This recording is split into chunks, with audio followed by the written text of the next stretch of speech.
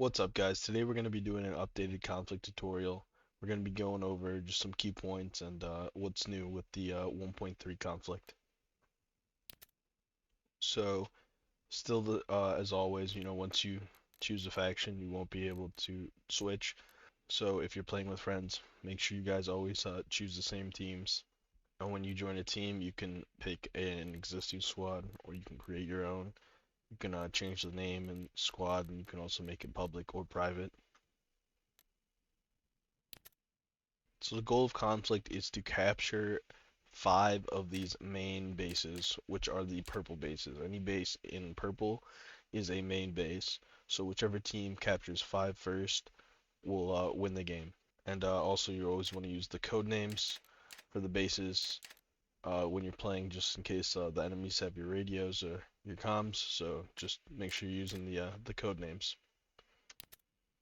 At the start of the game, each team is going to have some vehicles to use to get off into the battlefield. So make sure you use these wisely. Don't push them right into the point because the AI will take you out with RPGs. So make sure you dismount a little bit of ways. Alright, so the first thing you want to do whenever the match starts is you're going to want to come into the command tent and you're going to want to place down a radio relay station. Now, having radio relays at bases is important for a couple reasons. So, first, mainly, radio relays will extend your range, so now you'll be able to capture more bases in the area. They also bring supplies in faster when the radio range is connected, and they allow you to spawn on bases.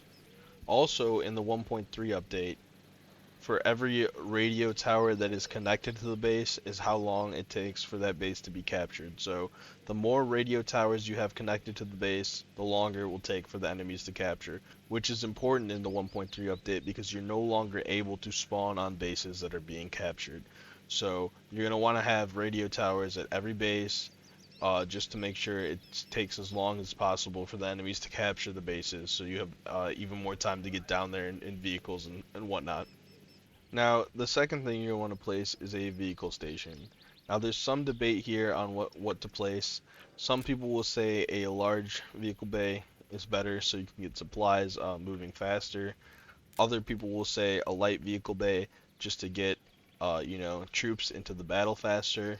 I'll leave that up to you to debate in the comments and let me know what you guys think is right and what is the preferred method. But for now, we'll just throw down a light vehicle bay just for the show. Alright, so now we have a radio tower and a vehicle station built. Now some people will say, what about the arsenal? Well, I never recommend that you put an arsenal down at the beginning of the game. In fact, I highly don't recommend putting an arsenal down at this base at all. What you want to do is you want to place an arsenal at one of the main bases, like Wisconsin or Utah. Once you capture that, most of these bases have supply caches, so they usually already have some supplies there, so everybody can get their loadout together at one of those bases. Because all the supplies at MOB people need for spawning vehicles and moving supplies to the front lines. Now we'll place an arsenal now just for an example, because I want to talk about the next thing, which is ranking up and the rank locked items. Alright, so let's pretend that we're farther into the game, that everything else is built up, and now we have a supply depot here. So with the 1.3 update, you're gonna notice that a lot of the items here are locked by rank now. So you're gonna have to rank up if you want any of the fancier weapons, even the automatic M4, you're gonna have to rank up a bit to get, as well as some of the clothing items, the big backpacks, even some of the helmets and gear as well. You're gonna have to rank up if you want to get those. As always, there's vehicles that are gonna be locked behind rank, and there's also, now if we look at here, building certain items at bases is also locked by rank. Helipads were always, locked by rank, as well as some of the living quarters and stuff, but now the field hospitals as well are locked by rank. Why is that important? Because we no longer have medical supplies in the arsenal at all. Medical supplies are now in the command tent, and in the command tent we only have bandages and tourniquets. So if you want morphine, saline, all the other good medical gear, you're gonna have to get either an ambulance or you're gonna have to rank up and spawn a field hospital. Alright, so now let's go over some of the best ways to rank up. So if you get in at the start of the game, the best way to rank up by far is capturing the FIA bases. So if you make sure you're also selecting them and hitting accept, because if you do that, you will get additional points for capturing the base. And that's one of the best ways to rank up. And also you're going to want to try your best to stay alive. Because if you die during that, it can be hard to catch up, and you'll be playing a game of cat and mouse where your team will be capturing the next base and the next base, and you'll just be too far behind to catch up in time. And B, the longer you stay alive, you actually get additional points of rank for staying alive longer and completing tasks. Also, another big tip is a lot of people, they never want to drive. Nobody wants to drive in Reforger, especially at the start of the game. But I highly suggest that you are the one driving this truck at the start of the game. And why is that? If this truck is full and you're driving, because you get points for every additional person that you're transporting. You get points for transporting troops, right? So if this is full, you'll be ranked up, if you're driving 2-3 points, you'll be almost to captain, in no time if you're capturing those points as well. I highly recommend driving the vehicles because you get that extra points for rank. It's free points, who doesn't like free rank? And another great thing this truck is for is moving supplies. Moving supplies can get you a lot of rank as well. Now, they did nerf supplies and how much rank it gives you a little bit, but that's because these trucks now hold 1,500 supplies. Before they only held 600 supplies, now they hold 1,500. Additionally, you get more points for delivering supplies to further destinations. So if I took these supplies and just delivered to the next point, I'd still get rank, but if I drove them further down towards the front lines, I get even more rank for delivering those supplies. Also, you have to think about, will I die over there on the front lines? Because, the longer you stay alive, you also get bonuses for staying alive. So, you got to weigh your options there. A lot of people like moving supplies because it's more of the pacifist option. You're not out there capturing bases. But do be advised that there are AI at the supply depots. So if you're going to a supply depot by yourself, definitely be aware.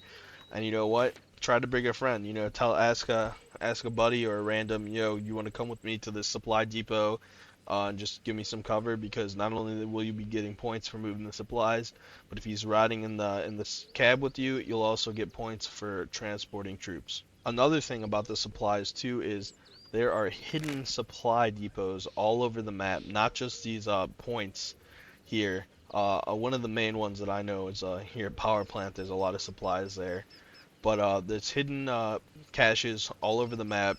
I will put a link in the description and down in the comments to the map itself, where you can see all the supply points. I can't remember the name of the guy who did it, but he did a really good job of marking all the hidden supply points. Also, now you get more rank for defending bases. So if you're defending a base that is within enemy radio range, you will get continuous points for hanging around the base, keeping guard, as well as killing people. You always get points as well for killing AI and players, but it's just not the best way to rank up solely doing that. But you'll be surprised if you're just defending a base or you've been hanging around there for a while keeping guard, how much rank you'll actually get. It's pretty nice addition, and it makes it feel like you're doing something by defending.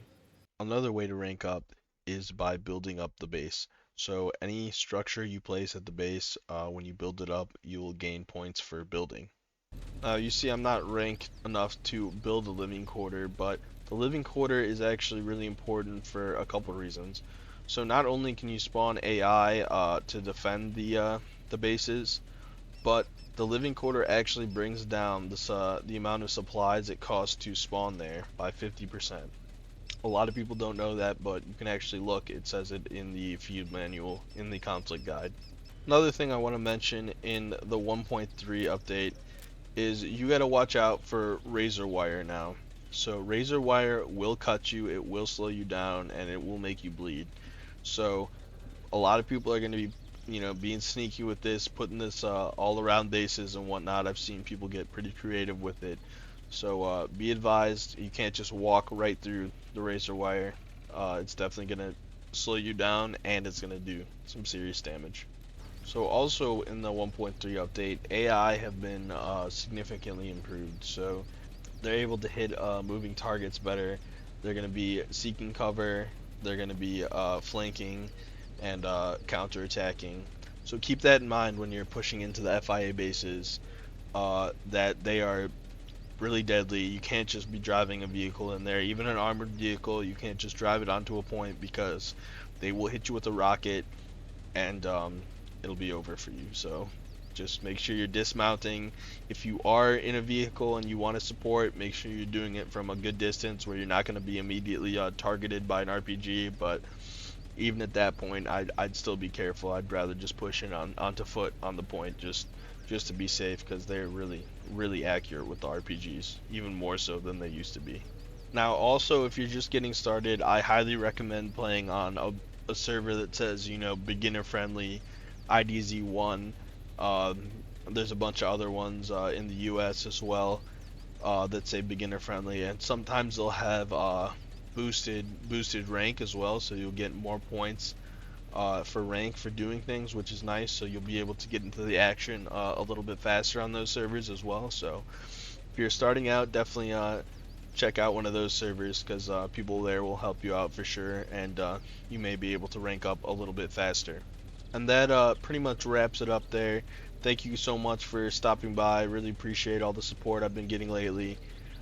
Please let me know all your tips and tricks down in the comments below, and anything I got wrong or anything you'd do differently. Let me know, because it's always great to hear different perspectives and learn different ways to play. But as always, thank you so much for stopping by, and God bless.